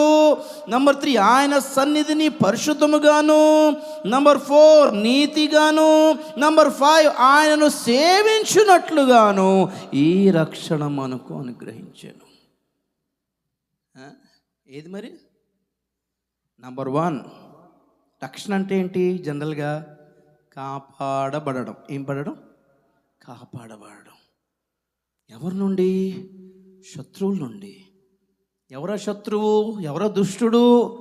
సైతాను వశములో నుండి, దుష్టుని నుండి కాపాడబడాలి. ఆ శత్రువు నుండి కాపాడబడాలి. ఆ శత్రువు నుండి విడిపించాడు మనల్ని. స్తోత్రం చెప్పండి ఒకసారి. విడిపించిన తర్వాత మీరు మరలా విడుదల పండుగ కానండి, మరలా కిడ్నాప్ చేస్తే ఎట్లా? మయం. ఈ రక్షణ నీకు ఇచ్చే గ్యారంటీ ఏంటంటే వాడు మరలా నీ జోలికి వచ్చే అవకాశం అయితే లేదు. నిర్భయంగా ఉండు. పగలైనా రాత్రైనా. స్తోత్రం చెప్పండి కూడా ఒకసారి గట్టిగా హల్లెలూయా. ఒకసారి జనరల్గా మనకు భయం కదా, దేవుని బిడ్డలం కింద గుడి రాగానే ఏసు రక్తం. అరే దాన్ని చూసి నీకెందుకు భయం? మనం చూసి అది భయపడాలి. ఈడు వచ్చాడు ఇంటిటని, అంతేనా? ఒకసారి నేను సేవకోసం కొత్తలో మరి ఇల్లు విడిచిపెట్టి వెళ్ళిపోయాను కదా. ఎక్కడో కొండ మీద ఉంటే ఒక బ్రదర్ వచ్చి, అంటే అన్యుడు అతను కూడా, ఏంటని ఇక్కడ కూర్చున్నావు అన్నాడు. నేను ప్రార్థన చేసుకుంటున్నాను, ఇక్కడ నక్కలు తిరుగుతాయి అన్నట్టు. నాకు భయం వేసింది. మా అమ్మ, పర్లేదు దేవుడు ఉన్నాడు అంటున్నాను కానీ గుడ్డు కొట్టేసుకుంటున్నాను. పర్లేదు లేదన్నా, రండి ఒక రూమ్ ఖాళీగా ఉంది, రాత్రికి అక్కడ ఉందని తీసుకెళ్ళాడు. అక్కడ ఎంత పెద్ద దేవత విగ్రహం, దానికి 16 చేతులు ఉన్నాయి, ఫోటో ఎంత, సింధూరం గిందూరం పూజలు నమ్మకాలు. ఆ ఇంట్లో ఆ గదిలో ఉండమంటాడు. నేను దాన్ని చూడగానే వేసి రక్తం అనుకుంటున్నాను. అంతే, ఉండండి అన్నా అని వెళ్ళిపోయాడు. చుట్టుపక్కల ఎవరు లేరు, అదే క్వార్టర్లు ఖాళీగా ఉన్నాయి. నాకు ఒక మాట గుర్తొచ్చింది, నన్ను చూసి అది భయపడాలి కానీ లోకం విడిచిపెట్టి దేవుని దగ్గరకు వచ్చిన నన్ను దేవుడు విడిచిపెట్టేస్తాడా? అంతే శుభ్రంగా పడుకున్నాను. అదేం చేసినా మనకు తెలియదు కానీ హాయిగా పడుకున్నా, హాయిగా లేచాం అంతే. ఆమె హల్లెలూయా, ప్రైజ్ ది లార్డ్. అలాగే మనం భయపడడం ఏంటండి? ఎక్కడ ఉంటుంది అక్కడ, ఆ చూడకని వామ్మో అంటాం. మనల్ని చూసి అవి భయపడాలి. మన రక్షణకున్న క్వాలిటీ ఏంటో తెలుసా? నిర్భయులమై బతకాలి. దుష్టునికి భయపడడం ఏంటి? నువ్వు మంత్రాలకు భయపడడం ఏంటి? నువ్వు చేతబడికి భయపడడం ఏంటి? మరణకరమైనది నువ్వు తాగినను ఏం చేయదు అన్నారంటే మనం తెలీదు. హోటల్కి వెళ్తామని పూజ చేసి పెడతారని రక్తం అనుకోవడం, తాగడం అంతే. తెలీదా మనకు? టిఫిన్ చేస్తున్నాం, హోటల్కి వెళ్ళి చేస్తున్నామా లేదా? ఎన్ని పూజలు చేస్తలేదు, ఎన్ని కహానీలు చేస్తలేరు. డోంట్ కేర్ అసలు. రక్షణ పొందండి. ఈ గ్యారంటీ, ఈ నిర్భయం అనే గ్యారంటీ మీకు లభిస్తుంది. స్తోత్రం చెప్పండి ఒకసారి గట్టిగా, హల్లెలూయా. మన శత్రువుల చేతి నుండి విడిపింపబడి నిర్భయులమై. నెంబర్ 2. నెంబర్ 3, ఆయన సన్నిధిలో బతకాలి. ఎక్కడ బతకాలి? అక్కడ. రక్షణ పొందితే నీ ప్రిఫరెన్స్, నీ ప్రాధాన్యత, నీ ప్రయారిటీ, నీ ఎక్కువగా కనిపించే స్థలము దేవుని సన్నిధి అయి ఉండాలి. బ్రదర్ సిస్టర్, ఎందుకు కయీనును దిగులు పెట్టిన విషయం ఏంటి? నీ సన్నిధి నుండి నేను వెలివేయబడి దేశదిమ్మరినగుదును. దిగులు పడుచు దేశదిమ్మరి అంటే ఏంటి? సహాయం కొరకు ఎక్కడికైనా వెళ్ళుగా, నా దగ్గరికి రావద్దన్నాడు దేవుడు. స్తోత్రం చెప్పినాడు ఒకసారి. అది దేవుడు లేని బతుకండి. అది ఆ కయీనుకి. నువ్వు భూమిని సేద్యపరిచినప్పుడు అది నీకు ఫలం ఇయ్యదు అనే ఆ శాపం కంటే, నువ్వు ఒక చోట నిలవకుండా దేశదిమ్మిరివై ఉంటావు అనే శాపం కంటే, కయీను బాగా గలిబిలిపరిచిన విషయం ఏంటి? నీ సన్నిధికి రాకుండా నేడు నేను వెలివేయబడి తిని ఈ దోష శిక్ష నేను భరింపలేనంత గొప్పది అన్నాడు. లౌదిక సంగతి ఏమంటాడు తెలుసా? నీవు గుడ్డివాడవును, నీవు దౌర్భాగ్యుడవును, దరిద్రుడవును, దిక్కుమాలిన వాడవని ఎరుగక అంటాడు. 5 విషయాలు అంటాడు. అందులో ఈ పాయింట్ చాలా ఇంపార్టెంట్. దిక్కుమాలిన వాడు అంటే ఏంటి? ఈ కష్టం వచ్చినప్పుడు నువ్వు డాక్టర్ కాలు పట్టుకుంటావు, నువ్వు పోలీస్ కాలు పట్టుకుంటావు, నువ్వు లాయర్ కాలు పట్టుకుంటావు, కానీ నా కాలు దగ్గరికి రావద్దన్నాడు. అంత ఒకటే మాట. నీకు దిక్కులేదు, పో. దిక్కులేని వారికి దేవుడే దిక్కు అంటాం చూసారా? ఇలాంటి వాళ్ళకి దేవుడు కూడా దిక్కుగా లేడని అర్థం. సహాయం నిమిత్తం వీళ్ళు రారు, దేవుని దగ్గర రాలేరు అంతే. మోయాబీయుడును, అమోరియుడును, 10వ తరము వాడైనాను నా గుమ్మం తొక్కొద్దు అంటాడు ద్వితీయోపదేశకాండంలో. వాళ్ళకి ఏ కష్టం వచ్చినా డోంట్ కేర్, చెయ్యి, నువ్వు వచ్చేవాడి హర్బా. దేవుని యొద్ద నుండి ఇలా ఛేదరించబడి బతుకు రావద్దు బ్రదర్ మనకి. స్తోత్రం చెప్పండి కూడా ఒకసారి. ఎలాంటి వాళ్ళనైనా చేర్చుకుంటాడు కానీ కొందరిని రిజెక్ట్ లిస్ట్లో ఉంచాడు. రిజెక్ట్ అంతే. కొందరు ఫోన్ చేస్తే నాకు రాదు, అది ఎక్కడికి వెళ్ళిపోద్ది? బ్లాక్ లిస్ట్లోకి వెళ్ళిపోద్ది. వాళ్ళు మరి ఇంకా అవుతుంది కానీ ఎత్తట్లేదు అయ్యగారు అంటారు. ఎత్తడం కాదండి, ఎత్తకుండా చేశాను నేను. నేను అదే అంటాను. కొందరు రిజెక్ట్ లిస్ట్లో ఉన్నారు, దేవుని రిజెక్ట్ లిస్ట్లో. అందులో కయీను లాంటి వాళ్ళు ఉన్నారు, ఏసావు లాంటి వాళ్ళు ఉన్నారు, లూసిఫర్ లాంటి వాళ్ళు ఉన్నారు, యూదా ఇస్కరియోతు లాంటి వాళ్ళు ఉన్నారు. ప్రియులారా,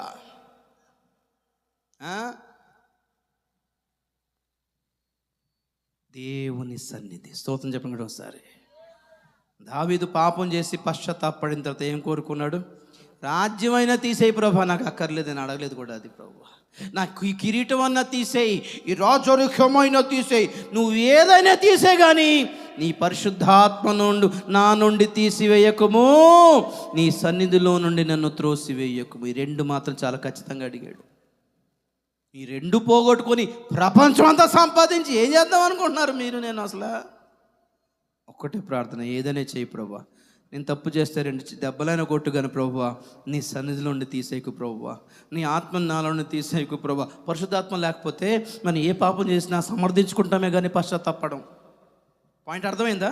పరిశుద్ధాత్మ లేకపోతే మన వల్ల పొరపాట్లు అవుతాయి, రోజు అవుతాయి. అందుకే ప్రతిసారి బలంలోకి ఎందుకు వెళ్తాం? మనం సరి చేసుకోవడానికే, కడుక్కోవడానికే. ఈరోజు స్నానం చేసామని రేపు చేయమా మన స్నానము? ఈరోజు బట్టలు ఉతుక్కున్నామని రేపు ఉతుక్కుంటలేదా? ఎందుకు అంటే మనం స్నానం చేసినా, మంచి బట్టలు వేసుకున్నా, బయట తిరిగేసి వస్తాం, దుమ్ము ధూళి అన్ని దరిద్రంతో పట్టుంటుంది. కాబట్టి వాటన్నిటిని మన శారీరకంగాను మన వస్త్రాలను ఎలా రోజు శుద్ధిపరచుకుంటామో, ఈ పాపపు లోకంలో ఉన్నంత వరకు మన ఆత్మీయతను, మన మనస్సాక్షిని శుద్ధీకరించుకుంటూనే ఉండడానికి దేవుడు బలాన్ని అనుగ్రహించాడు. స్తోత్రం చెప్పండి గట్టిగా ఒకసారి, గట్టిగా హల్లెలూయా. కాబట్టి అలా శుద్ధీకరించుకోవటానికి, బలను సమీపించడానికి మనం పశ్చాత్తాపడి దేవుని క్షమాపణ అడిగి, ప్రభా పొరపాటున నా భార్యని ఇలాగ అనేసాను ప్రభా, నా బిడ్డను బాధ పెట్టేసాను ప్రభా, మా అయ్యగారిని బాధ పెట్టేసాను ప్రభా, ఇదిగో ఈ పూట వెళ్ళలేదు ప్రభా, క్షమించను ప్రభా, సారీ ప్రభా, సారీ ప్రభా, సారీ ప్రభా అని కడుకుని ఇంకెప్పుడు చేయను ప్రభా, నన్ను బలపరచు ప్రభా, నన్ను తోసేకి ప్రభా, కోప్పడుకు ప్రభా, ప్లీజ్ ప్రభా, నాతో మాట్లాడకుండా ఉండకు ప్రభా, ఎవరు మాట్లాడిపోయినా బతుకుతాను కానీ నువ్వు మాట్లాడిపోతే బట్టలేను ప్రభా అని అడిగి, క్షమాపణ అడిగి కృప పొందుతూ ఉంటాం మనం. అది పరిశుద్ధాత్మ లేకపోతే ఏమవుతుందో తెలుసా? సమర్థించుకుంటా, నల్లది వెళ్ళలేదు, పెద్ద విషయం ఉందో అందులో, ఇప్పుడు పెద్ద రేపు నేను వెళ్ళకపోతే ఇప్పుడు పెద్ద విషయం, పెద్ద విషయం ఏమైందో నీకు ఇప్పుడు అర్థం కాదు. రాకడలో ఉండిపోయిన తర్వాత అప్పుడు అర్థం అవుతుంది, ఇదా విషయం వామ్మో. అంతేనా? మోషే కాని మాట పలికాడట ఇశ్రాయేలుని. పెద్ద విషయం ఏముందిలే, పెద్ద విషయం లేదనుకోసరికి ఆ పిసక కొండ ఎక్కిన తర్వాత ఏమన్నాడు దేవుడు? దర్శనం అయిపోయిన తర్వాత, ప్రభా మరి జనాలు వెయిట్ చేస్తున్నాను, వెళ్తున్నాను నాయన అన్నాడు మోషే. ప్రభు అంటాడు ఇంకెళ్ళడం లేదు, ఇక ఫినిష్, ఎటు చెట్టే పర్లో. అది ప్రభు మరి కనాను వాళ్ళు వెళ్తారు, నువ్వు వెళ్ళవు. ఇంత ఫిట్టింగ్ ఇచ్చేవాడి, షాక్ ఇచ్చేవాడి ప్రభు ఈ లాస్ట్లో. అప్పుడేమో దేవుడు వదిలేసాడు అనుకున్నాను నేను, దేవుడు పట్టించుకోలేదు అనుకున్నాను, అట్ట ఏం కాదులే అట్ట పర్లేదు అనుకున్నాను. కానీ ఇంత గౌరవం, మీకు తెలియకుండా చిక్కుల్లో పడతారు మీరు. కాబట్టి స్తోత్రం చెప్పినప్పుడు ఒకసారి, పరిశుద్ధాత్మను పోగొట్టుకోవద్దు. దేవుని కోపం కంటే పరిశుద్ధాత్మకి ఇంక ముందు కోపం వచ్చేది. అర్థమైందా? దేవునికి ఓపిక ఉందేమో కానీ యేసయ్యకి ఇంకా ఓపిక ఉందేమో కానీ ఈ ఓపిక లేనివాడు ఎవరు? విచిత్రం ఏంటంటే పరిశుద్ధాత్మ ఫలాల్లో దీర్ఘశాంతం అన్నట్టు ఉంది. ఆయనకు ఉందో లేదు మనకు తెలియదు, కానీ ఆయన కోపం వస్తే సైలెంట్. అది 4 రోజులు మాట్లాడ్డా ఆయన మాట్లాడతలేదు కదా అని ఏం కాదులే పర్లేదు అని ఊరుకున్నావా, ఇంకా 4 రోజులు చూస్తాడు, వదిలేస్తాడు నేను, అంతే. ఇక నేను రాత్రి అనుకున్నాను సెల్ఫ్ రెస్పెక్ట్ గురించి. మీరు మా ఇంటికి వచ్చినప్పుడు నేను మిమ్మల్ని పట్టించుకోలేదు అనుకోండి, ఏమంటారు మీరు? అబ్బా మాకు ఇల్లు లేకుండా వచ్చావా మీ దగ్గరికి, మాకు భోజనం లేకుండా వచ్చావా మీ దగ్గరికి, పదండమ్మా అబ్బో రాజుడి అలాంటి పెద్ద ఏదో అనుకున్నాం కానీ పదండమ్మా మాకు లేకుండా వచ్చేవి. అది దాన్ని సెల్ఫ్ రెస్పెక్ట్ అంటారు, ఆత్మగౌరవం అంటారు. మీరు మాకు రెస్పెక్ట్ ఇవ్వకపోయినా మేము రెస్పెక్ట్ ఇచ్చుకుంటాము అని అర్థం. అలాగా పరిశుద్ధాత్మ మీరు ఆయన మాట వినకపోతే, ఆయన మీరు పట్టించుకోకపోతే, ఆయన నేను మిమ్మల్ని ప్రేమిస్తున్నాను బిడ్డలోరా అని ఉంటాడు అనుకుంటున్నారా? వెళ్ళిపోతాడు ఆయన. దేవుని ఆత్మ సంసోనును విడిచిపెట్టేసింది, దేవుని ఆత్మ రాజైన సౌలును విడిచిపెట్టేసింది, దేవుని ఆత్మ నోవహు కాలంలో జనాలను విడిచిపెట్టేసి వెళ్ళిపోయింది. నా ఆత్మ నరులతో మాట్లాడదన్నాడు, అంతే. పరిశుద్ధాత్మ నేను మాట్లాడిన, ఇంత కఠినమా, ఇంత ఘోరమా, ఇంత గర్వమా, వామ్మో ఎలా భరిస్తున్నారు తండ్రి మీరు వారిని చంపే అన్నాడు. పరిశుద్ధాత్మ ఇచ్చిన లాస్ట్ రిపోర్ట్ అదే, సర్వనాశనం జలప్రళయం. ఎందుకంటే మనల్ని పశ్చాత్తాపంలో నడిపించేదే పరిశుద్ధాత్మ. ఆయనే లేకపోతే ఇంకెలా పశ్చాత్తాపడతాం చెప్పండి ఒకసారి. మనం చేసింది పాపమని మనల్ని ఒప్పించేదే పరిశుద్ధాత్మ. ఆయనే లేకపోతే నీ పాపాన్ని నువ్వు ఒప్పుకోకుండా దాన్ని ఏం చేస్తావు, దాన్ని కవర్ చేసుకుంటూ వస్తావు, మళ్ళీ సమర్థించుకుంటూ. సో ఇదొక వరం సరే. ఫస్ట్ వరం విశ్వాసము, రక్షణ పొందాలి. రెండో వరం రక్షణ ఎందుకు ఇచ్చాడు అంటే మనం శత్రువుల చేతుల నుంచి విడిపించబడాలి. నంబర్ 1. నంబర్ 2 ఏంటిది? నిర్భయముగా నివసించాలి. ఏ భయం? దుష్టుడు, దెయ్యాలు, చేతబడి శక్తులు, మణికట్లు, కణికట్లు, చెట్ల మూలికలు, ఇవి దాని జోలికి మీరెళ్ళొద్దు. అది ఉన్నా మీరు దాన్ని భయపడే ప్రసక్తి. ఏ రక్తం సైతానాలు తాగాలి, మనుషులు తాగాలంతే. అందుకే మనకు ప్రార్థన చేసి ఆహారం తినడం నేర్పించడం, ప్రార్థన చేసి నీళ్లు త్రాగడం నేర్పించడం, ప్రార్థన చేసి టీ తాగడం. అలాగని ప్రతి చోటకి వెళ్ళిపోయి ప్రార్థన చేసి తాగేస్తాను అనుకున్నారు.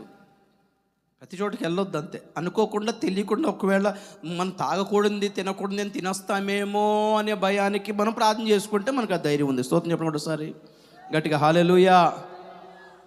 దెయ్యాలు మనలో దూరిపోతాయేమో, దెయ్యాలు మనలో వచ్చేసి మనల్ని కంట్రోల్ చేస్తాయి, ఈ భయం మనకు అక్కర్లేదు. మన రక్షణ పొందితిమి, జీవగ్రంథంలో పేరు లిఖించబడ్డాయి.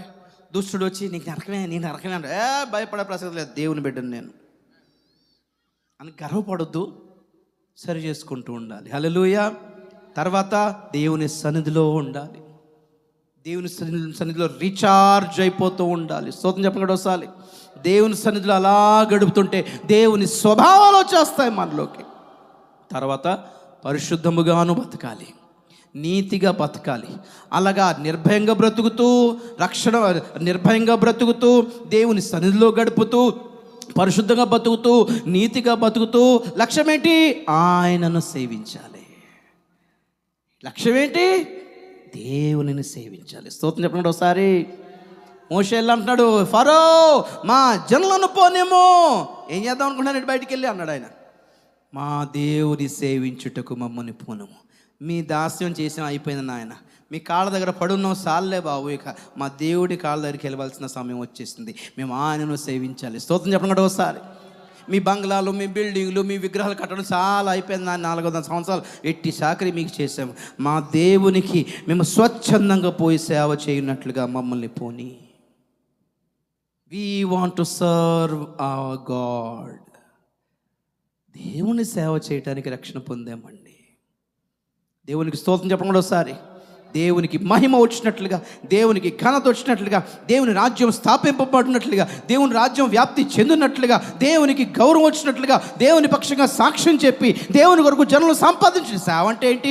బైబిల్ పట్టుకొని సువార్త చేసుకోమని కాదు. నువ్వు ఏ క్షేత్రంలో ఉన్నా, నువ్వు ఏ ఉద్యోగ స్థలంలో ఉన్నా, నువ్వు వ్యాపారమే చేసినా, నువ్వు చదువుకున్నా, నువ్వు ఇండియాలో ఉన్నా, నువ్వు ఫారెన్లో ఉన్నా, నువ్వు పూరగుడిసలో ఉన్నా, నువ్వు బిల్డింగ్లో ఉన్నా, దేవుని పక్షంగా నిలబడాలి. ఎక్కడికి వెళ్ళిపోయినా సరే. ఎస్తేరు రాణియే కానీ దేవుని పక్షంగా ఉండేది.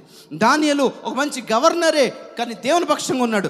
యోసేపు ఐగుప్తుకి ఆర్థిక మంత్రియే కానీ దేవుని పక్షంగా ఉన్నాడు. నెహెమ్యా రాజుగారి కేటరింగ్ స్పెషలిస్టే, భోజనాల దగ్గర అన్ని చూసుకున్నవాడే కానీ దేవుని పక్షంగా ఉన్నాడు. అక్కడ మీరు ఏ సిస్టంలో, ఏ ఫీల్డ్లో ఉన్నా మీతో దేవునికి పని ఉంది. దేవుని పని చేయండి. స్తోత్రం చెప్పండి ఒకసారి గట్టిగా హల్లెలూయా. మరి ప్రత్యేకమైన పిలుపు పొందుకున్నారా? బైబిల్ పట్టుకుని సేవకు వచ్చేయండి. అక్కడైనా సేవే, ఇక్కడైనా సేవే. లక్ష్యం ఏంటి? ఆయనను సేవింపను, ఆయన మనకు రక్షణ కలుగ చేశాను. స్తోత్రం చెప్పండి ఒకసారి. మూడోది, దేవుడు మనకు పరిశుద్ధాత్మను అనుగ్రహించాడు. అది కూడా ఒక వరమే. అపోస్తల కార్యం 2వ అధ్యాయం 38-39 ముగిద్దాం. అపోస్తల కార్యములు 2:38-39. పేతురు, మీరు మారు మనసు పొంది పాప క్షమాపణ నిమిత్తం ప్రతివాడు యేసుక్రీస్తు నామమున బాప్తిస్మము పొందుడి, అప్పుడు మీరు పరిశుద్ధాత్మను వరమును పొందుదురు. చాలా స్తోత్రం చెప్పండి కూడా ఒకసారి. చూడండి, పరిశుద్ధాత్మ కూడా ఒక వరం. విశ్వాసము వరమే, రక్షణ కూడా దేవుడిచ్చిన ఇవి ఒక వరం. అది దానికోసం మనం ఖర్చు పెట్టుకుంది ఏమీ లేదు.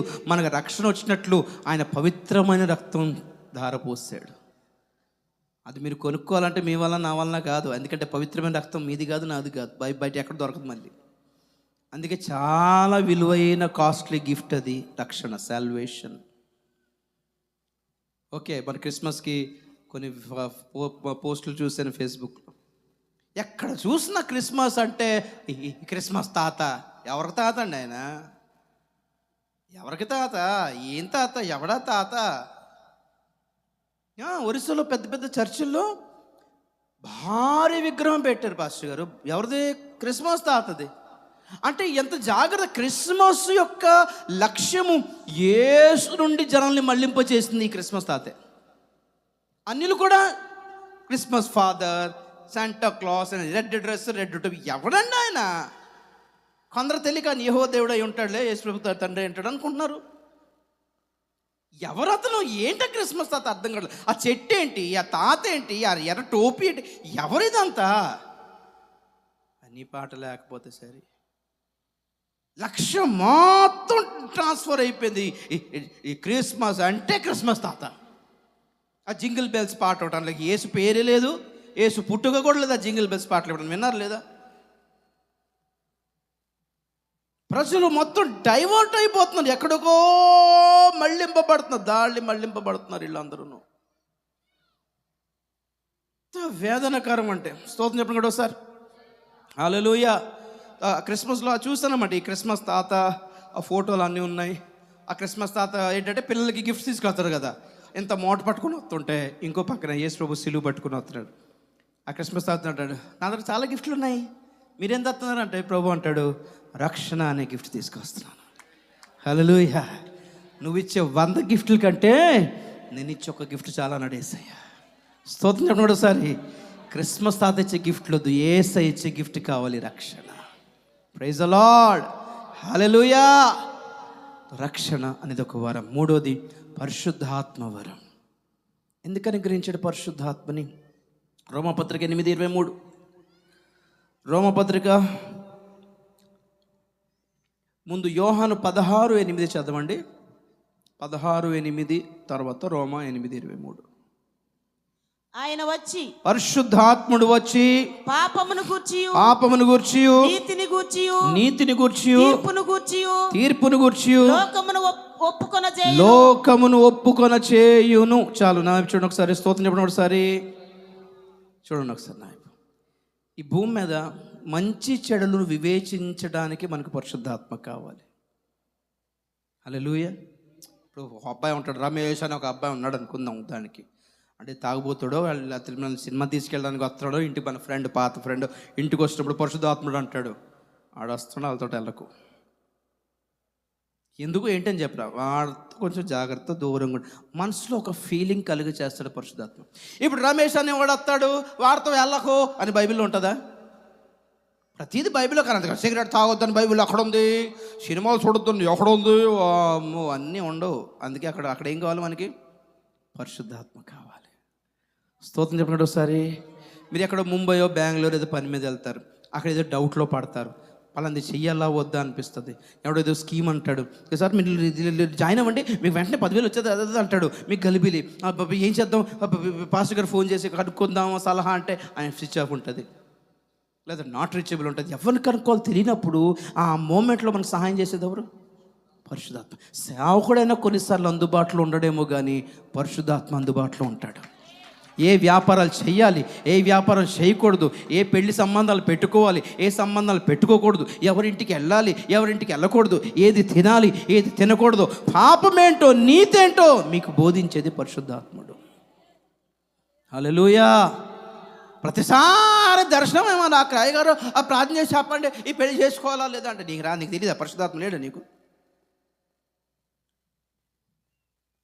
సోద చెప్పేవాళ్ళు బయలుదేరిపోయారు దర్శనాలు చూసి. మీకు లేదా పరిశుద్ధాత్మ? మీకు తెలీదా? మీకు అనిపించొద్దా? హృదయంలో ఫీలింగ్ అనిపించొద్దా? నాకెందో అంటారు కదా, కీడు శంకిస్తుంది అంటారు లేదా? అదే పరిశుద్ధాత్మ మనకి బోధిస్తాడు, ఇది రాంగ్, ఇది వద్దని చెప్పు, ఈ వ్యాపారం వద్దు, మనకు సంబంధించింది కాదు, ఇది వద్దు బ్రదర్, సారీ అండి. ఎందుకంటే బ్రదర్ బాగుంది కదా, నాకెందుకో పరిశుద్ధాత్మ చెప్తున్నాడు వద్దు అంటున్నాడు, అంతే. ఆ అనుభవం సంపాదించి భాషలు మాట్లాడదాం, స్వస్థత, భాషలు, ప్రవచనం, దర్శనం, దాని కొరకు కాదు, నీకు వివేచన వచ్చినట్లుగా పరిశుద్ధాత్మ ఇచ్చాడు. ఏ బోధన అంగీకరించాలి, ఏ బోధన అంగీకరించకూడదు, ఏ సేవకుడి దగ్గరికి వెళ్ళాలి, ఎక్కడికి వెళ్ళకూడదు, ఏ మీటింగ్కి వెళ్ళాలి, ఏ మీటింగ్ వెళ్ళకూడదు. వాక్యం తీసి మరి పాపాలు చేయిస్తున్నారండి. ఈ పలానా వాక్యాన్ని బట్టి పలానా పాపం సమర్థించేస్తున్నారు కొంతమంది. అప్పుడు పరిశుద్ధాత్మ కావాలి. దేనిని పాపం అంటారో, దేనిని నీతి అంటారో, పాపానికి వచ్చే తీర్పు ఎలాగుంటుందో, నీతిగా బ్రతికితే దాని ప్రతిఫలం ఎలాగుంటుందో పరిశుద్ధాత్మ మనకి తెలియజేస్తాడు. స్తోత్రం చెప్పండి ఒకసారి. రోమా 8:23. అంతేకాదు ఆత్మ యొక్క ప్రథమ ఫలముల నొందిన మనము కూడా దత్తపుత్రత్వము కొరకు అనగా మన దేహము యొక్క విమోచనము కొరకు కనిపెట్టుచు మనలో మనము మూలుగుచున్నాము. స్తోత్రం చెప్పండి కూడా ఒకసారి. ఎందుకు అనుగ్రహించాడంటే పరిశుద్ధాత్మ యేసు రాకడలో మనకి అక్షయమైన మహిమ శరీరాలు ఇవ్వబడినట్లుగా అనుగ్రహించాడు. దేవుని స్తోత్రం చెప్పండి కూడా ఒకసారి. పరిశుద్ధాత్మను సంచకరువు అంటారు. ఏమంటారు? సంచకరువు అంటే అడ్వాన్స్ బుకింగ్ అన్నమాట. జగనన్న ఇల్లు మీ పేరు రాసుకున్నప్పుడు ఒక స్లిప్ ఇస్తారు కదా, ఒక చిట్టి ఇస్తారు. ఆ ఇల్లు పంచేటప్పుడు మీరు వచ్చి ఆ చిట్టి చూపించండి, మీకు ఇచ్చేస్తాడని. అలాగ పరలోకపు నివాస స్థలము, పరలోకపు మహిమ శరీరము, మీకు కేటాయించబడిన శరీరాలు మీ పేరు మీద దేవుడు బుక్ చేసినవన్నీ మీకు లభిస్తాయి. దానికి స్లిప్ లాంటిది, రసీదు లాంటి వాడే పరిశుద్ధాత్ముడు. స్తోత్రం చెప్పండి కూడా ఒకసారి గట్టిగా హల్లెలూయా. ఆత్మ యొక్క ప్రథమ ఫలము నొందిన మనము కూడా దత్తపుత్రత్వము కొరకు కనిపెట్టుచు మూలుగుచున్నాం. దత్తపుత్రం దేహ విమోచన, ఈ పాడైపోయే క్షయమైన శరీరము నుండి బయటపడి అక్షయమైన మహిమ గల శరీరాలు పొందుతాము అనడానికి గ్యారెంటీ ఎవరు? పరిశుద్ధాత్మ. హల్లెలూయా. మనం దేనికి వాడేసుకుంటున్నాం? 4 భాషలు, 4 కళలు, 4 దర్శనాలు, 4 ప్రవచనాలు, 4 స్వతలు సరిపోయాయి. చక్కగా యూజ్ చేసుకోండి. దేవుడు ఇచ్చిన ఈ వరాల్ని మేలుకరంగా వాడుకొని చూడండి ఒక్కసారి. స్తోత్రం చెప్పడం ఒకసారి. ఇంకా 2 ముగించేద్దాం. వాక్యము అనే వరము యొక్క ఉద్దేశం చూద్దాం. వాక్యము కూడా ఒక వరం ప్రియులారా. 119వ కీర్తన ఎంత? 56 చూడండి ఒకసారి. ఉపదేశమును అనుసరించి నడుచుకొనుచున్నాను. ఎంతండి? 56. 56. నీ ఉపదేశమును అనుసరించి నడుచుకొనుచున్నాను. ఇదే నాకు వరముగా దయచేయబడి ఉన్నది. ఇదే నాకు వరముగా దయచేయబడి ఉంది. స్తోత్రం చెప్పడం ఒకసారి. నాకు వేరే వరాలు ఏం అక్కర్లేదు. ఉపదేశం దేవుడు ఇచ్చాడు, అదే గొప్ప వరం. దానిలో నడుచుకోవడమే వరం, అది ప్రజలకి నేర్పించగలడమే వరం అండి. స్తోత్రం చెప్పడం కూడా ఒకసారి. సో ఉపదేశము, వాక్యోపదేశం యొక్క వరము ఎందుకు ఇచ్చాడంట? 2 తిమోతి 3వ అధ్యాయము 15-16 వచనాలు చదువుతాం. వాక్యం కూడా ఒక వరమే అని కీర్తనలు చూపించాను. ఆ వాక్య వరం ఎందుకు ఇచ్చాడో ఇక్కడ చూపిస్తున్నాను. ఈ 2 తిమోతి 3:15-16 చదవండి సిస్టర్. క్రీస్తు యేసునందు ఉంచవలసిన విశ్వాసము ద్వారా రక్షణార్థమైన జ్ఞానము నీకు కలిగించుటకు శక్తిగల పరిశుద్ధ లేఖనములను. శక్తిగల పరిశుద్ధ లేఖనము దేని కొరకంట? రక్షణార్థమైన జ్ఞానము నీకు కలుగ చేయుటకు శక్తిగల లేఖనము. బాల్యము నుండి నీవెరుగుదువు గనుక నీవు నేర్చుకుని రూఢి అని తెలుసుకున్నవి ఎవరి వలన నేర్చుకుంటివో ఆ సంగతి తెలుసుకొని వాటి యందు నిలకడగా ఉండుము. దైవజనుడు సన్నద్ధుడై ప్రతి సత్కార్యమునకు పూర్ణముగా సిద్ధపడి ఉండునట్లు దైవావేశము వలన కలిగిన ప్రతి వాక్యము లేఖనము. నంబర్ 1 ఉపదేశించుటకును, నంబర్ 2 ఖండించుటకును, నంబర్ 3 తప్పుదిద్దుటకును, శిక్ష చేయుటకును, నంబర్ 4 నీతిగా ఎలా బ్రతకాలో నీకు ఆ టీచింగ్, ఆ శిక్షణ కలుగు చేయుటకును ప్రయోజనకరమై ఉన్నది. స్తోత్రం చెప్పండి కూడా ఒకసారి. దేవుని పరిశుద్ధ లేఖనము, శక్తిగల లేఖనము ఎందుకు అనుగ్రహించబడిందంట? రక్షణార్థమైన జ్ఞానం నీకు కలగాలని. నంబర్ 1 ఆత్మ సంబంధమైన ప్రతి సత్కార్యము కొరకు నువ్వు ప్రతిసారి పూర్ణముగా సిద్ధపడి ఎదుర్కోవాలని. నంబర్ 2, నంబర్ 3 అది నీకు సరైన బోధ, ఉపదేశం కలుగ చేయడానికి. నంబర్ 3, నంబర్ 4 నువ్వు తప్పు చేస్తే దాన్ని ఖండించడానికి, అది తప్పు అని చెప్పడానికి. నంబర్ 5 ఇంకోటి మధ్యలో తప్పుదిద్దుటకు, నీతిగా ఎలా బతుకాలో శిక్షణ ట్రైనింగ్ అండి. స్తోత్రం చెప్పండి ఒకసారి.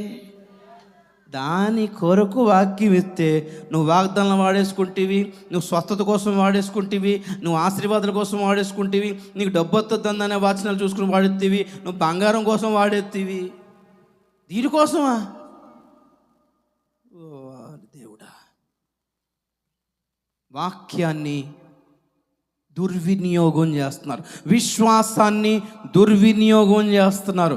రక్షణను దుర్వినియోగం చేస్తున్నారు. పరిశుద్ధాత్మను ఆ వరాన్ని దుర్వినియోగం చేస్తున్నారు. వాక్యము అనే వరాన్ని దుర్వినియోగం చేస్తున్నారు. తండ్రి ఆస్తిని దుర్వినియోగం చేసినాడు ఎవడు? తప్పిపోయినా చిన్న కుమారుడు. ఏనాయని? విశ్వాసము నంబర్ 1, రక్షణ నంబర్ 2, పరిశుద్ధాత్మ నంబర్ 3, వాక్యం నంబర్ 4, నంబర్ 5 దేవుని వాగ్దానాలు. స్తోత్రం చెప్పడం ఒకసారి. బైబిల్ ఉన్న వాగ్దానాలన్నిటి లక్ష్యం ఏంటి? 1 పేతురు, ప్రైజ్ ది లార్డ్, 2 పేతురు 1వ అధ్యాయం 4వ వచనం. 2 పేతురు 1వ అధ్యాయం 4వ వచనం. ఆ మహిమ గుణాతిశయములను బట్టి, ఆ మహిమ గుణాతిశయములను బట్టి ఆయన మనకు అమూల్యములను,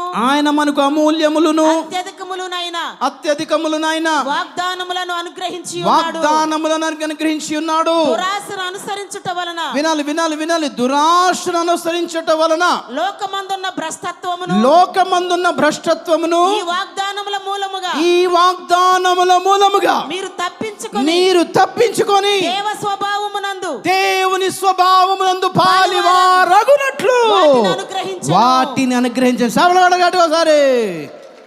వాగ్దానాల యొక్క టార్గెట్ అది. లోకం ఎందుకు నశించిపోతుందంట? దురాశల వలన కలుగు ఏంటిది?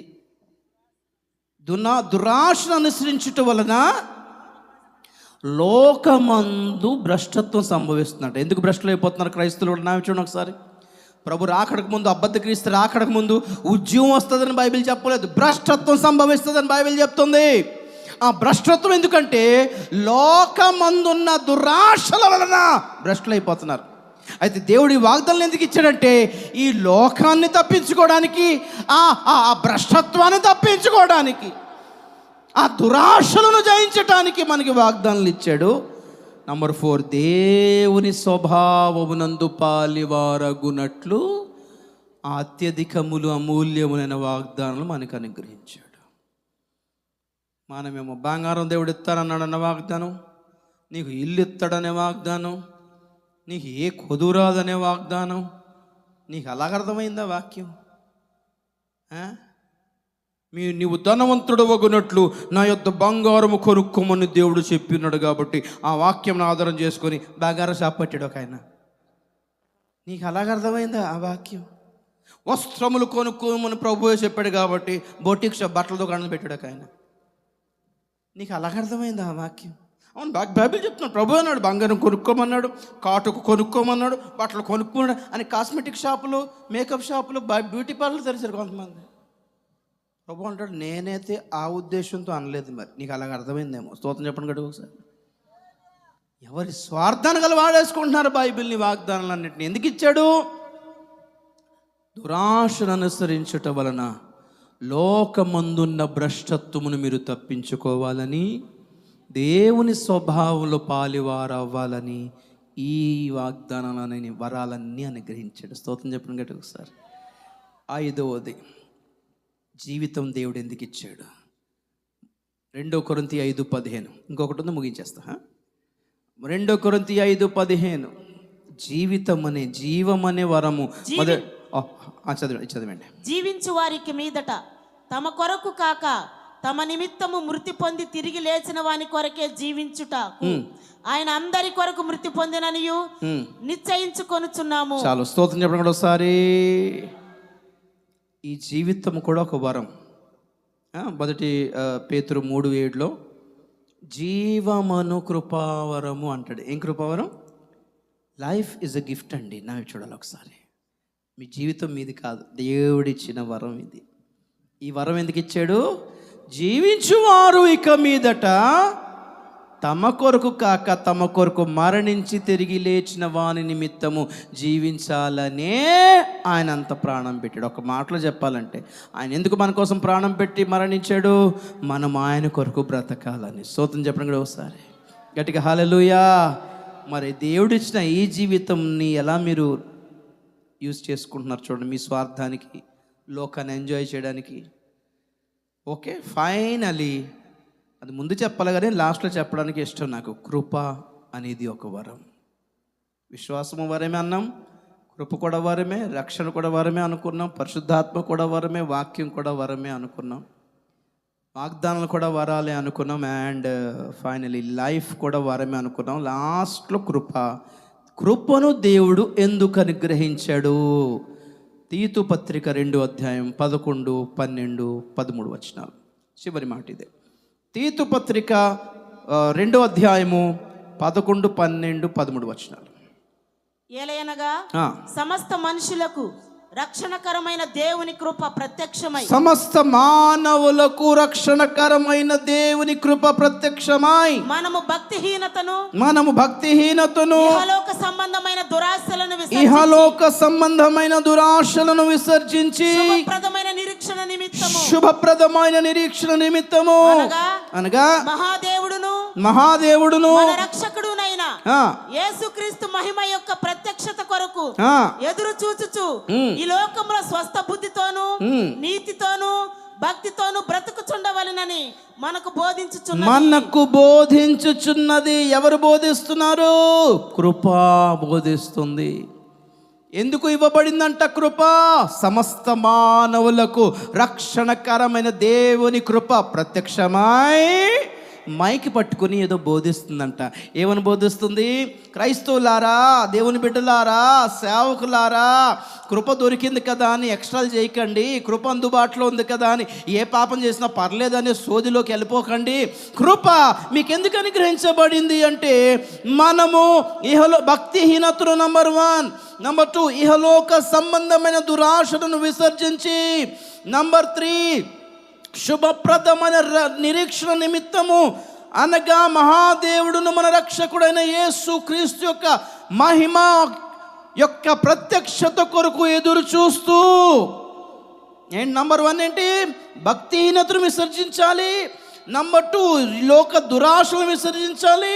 నంబర్ 3 ప్రభు రాకడ కొరకు కనిపెడుతూ. నంబర్ 4 స్వస్థత బుద్ధితో బతకాలి. నంబర్ 5 నీతితో బతకాలి. నంబర్ 6 భక్తితో బతకాలి అని మనకు నేర్పిస్తుందంట. చూడాలి ఒకసారి. అందరు కృపను అలా వాడేసుకుంటున్నారు. కృప లభించింది కాబట్టి ఏ పాపం చేసినా పర్లేదు, ఆయన ఎప్పుడో క్షమించాడు, అందుకే ఇచ్చాడు కృప. ఈ లోకపు దురాశను విసర్జించాలి, భక్తిహీనతను విసర్జించాలి, నీతిగా బతకాలి, స్వస్థ బుద్ధితో బతకాలి, భక్తితో బతకాలి. యేసు రాకడ కొరకు ఎదురు చూస్తూ ఆ శుభప్రదమైన నిరీక్షణ కలిగి ఉండాలి. అందుకే కృపనిచ్చాడంట.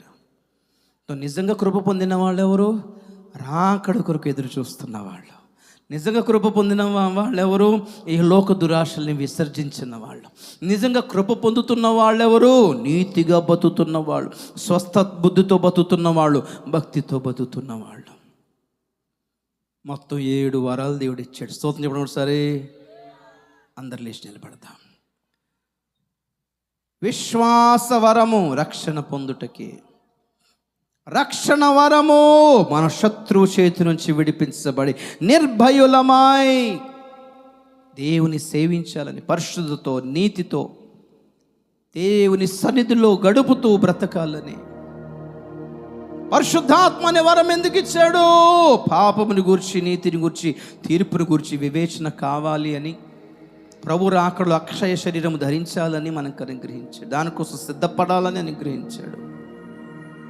వాక్యం అందుకు అనుగ్రహించాడు. ఉపదేశించుటకు, తప్పుదిద్దుటకు, ఖండించుటకు, నీతి యందు శిక్ష చేయుటకు, ప్రతి సత్కార్యము కొరకు పూర్ణముగా సిద్ధపడుటకు, రక్షణార్థమైన జ్ఞానము కలుగుటకు అనుగ్రహించాడు.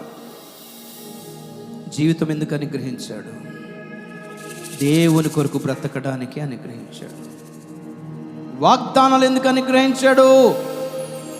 దురాశను అనుసరించటం వలన లోకమందున్న భ్రష్టత్వమును మీరు తప్పించుకోవాలని, జయించాలని, అణువున దైవిక స్వభావంలో పాలివారవ్వాలని వాగ్దానాలు ఇచ్చాడు. చివరికి కృపను ఎందుకు ఇచ్చాడు? నీతితో, భక్తితో, స్వస్థ బుద్ధితో బ్రతుకుతూ భక్తిహీనతను విసర్జించాలని, ఇహలోక సంబంధమైన దురాశను విసర్జించాలని, పైకి చూస్తూ బ్రతకాలని, యేసు రాకడ కొరకు ఎదురు చూస్తూ బతకాలని, అదే శ్రేష్టమైన శుభప్రదమైన నిరీక్షణని నువ్వు తెలుసుకోవాలని, ఆయన రాకడ కొరకు ఆశతో అపేక్షించాలని కృపను అనుగ్రహించాడు. కానీ ఈ వరాలన్నీ దుర్వినియోగం చేస్తున్న క్రైస్తవులందరికీ మహాశ్రమలు ప్రియులారా. తప్పిపోయిన కుమారులు లాంటి వాళ్ళంతా దేవుడు అనుగ్రహించే ఈ ఆస్తులన్నింటినీ దుర్వ్యాపారమునందు వేషల వెంట ఎగేసుకుపోయాడంట ఆ చిన్న కుమారుడు. జల్సాలకి వాడేస్తున్నారు, లోకముందున్న దురాశలకి వాడేస్తున్నారు, లైఫ్ స్టైల్ అంతా కాస్ట్లీ లగ్జరియస్ లైఫ్కి వాడేసుకుంటున్నారు. ఈ కృపను, ఈ వరాల్ని, ఈ వాగ్దానాల్ని ఆలోచించడం ఒకసారి. భారీ భారీ బిల్డింగ్లు, భారీ భారీ కార్లు కొనుక్కోవడంతోనే కోసమే వాడేసుకుంటున్నారు వీటిని. ఏమవబోతుంది తెలుసా? ఆ దుర్వ్యాపారమునందు ఆస్తంతా తగలబెట్టేసిన ఆ కుమారుడు ఎక్కడుంటే ఆ దేశం మీదకి కరువు వచ్చిందంట. ఆ తప్పిపోయిన కుమారుడిని తిరిగనే వచ్చాడేమో కానీ ఒకరోజు, కానీ ఈ నేటి క్రైస్తులు, తప్పిపోయిన క్రైస్తులు తిరిగి వచ్చే అవకాశాలు ఏం కనబడటం లేదు. భ్రష్టులు అయిపోయినట్టే వాళ్ళంతా. వద్దు, మనం అలా చేయొద్దు.